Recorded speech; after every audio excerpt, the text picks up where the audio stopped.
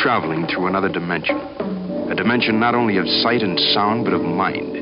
A journey into a wondrous land whose boundaries are that of imagination. That's the signpost up ahead. Your next stop, the Twilight Zone.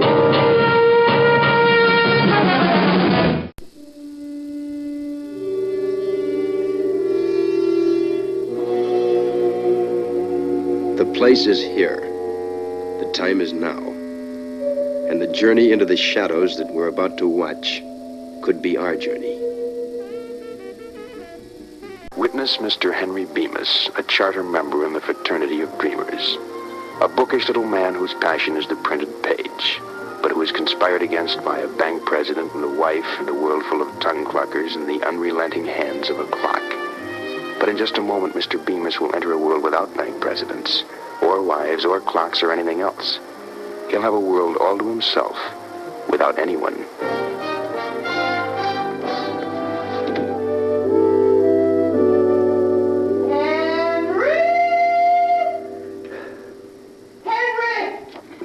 Yes, dear, I'm in the living room.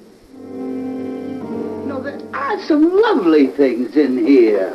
There are one or two things from T.S. Eliot and Edmondson, Vincent Millay, Robert Frost, Carl Sandburg.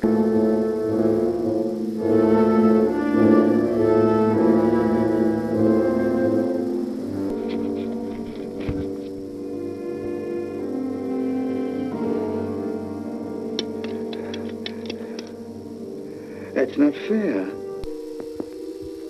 There's a saying, every man is put on earth, condemned to die. Time and method of execution unknown. Perhaps this is as it should be.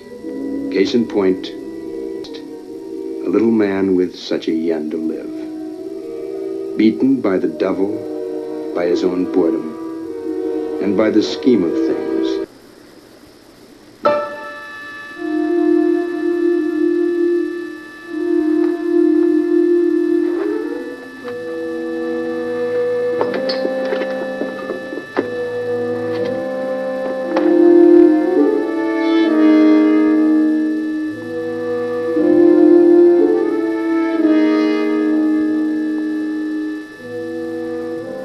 Last stop on a long journey. As yet another human being returns to the vast nothingness that is the beginning, and into the dust that is always the end.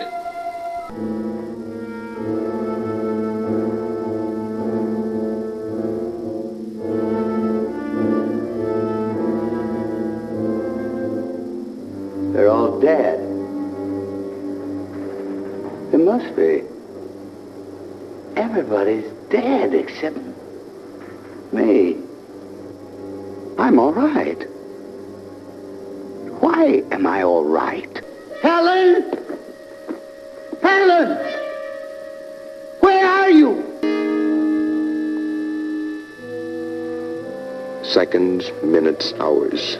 They crawl by on hands and knees for Mr. Henry Bemis, who looks for a spark in the ashes of a dead world. A telephone connected to nothingness. A neighborhood bar, a movie, a baseball diamond, a hardware store. They lie at his feet as battered monuments to what was but is no more.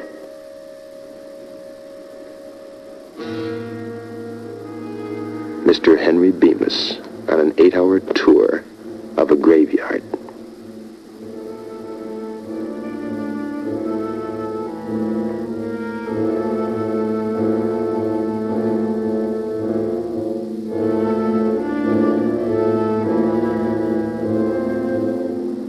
They're all dead. They must be.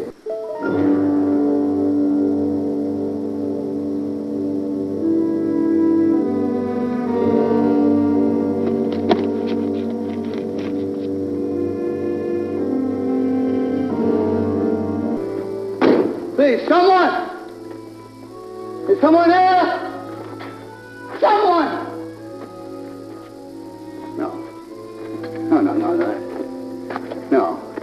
No, that doesn't make any difference. No, it doesn't make a bit of difference. It's quite all right. This is solitude. I've never had much solitude. I have enough to occupy my mind and my time. I have enough food, and I'm really very fortunate. Yes, I'm really extremely fortunate. Help! Help! Help! Someone, please! Someone, please! Please, someone! Someone, please! Someone, please! Someone!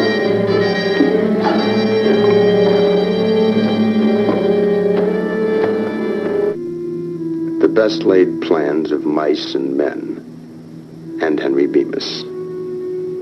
The small man in the glasses who wanted nothing but time. Henry Bemis, now just a part of a smashed landscape. Just a piece of the rubble.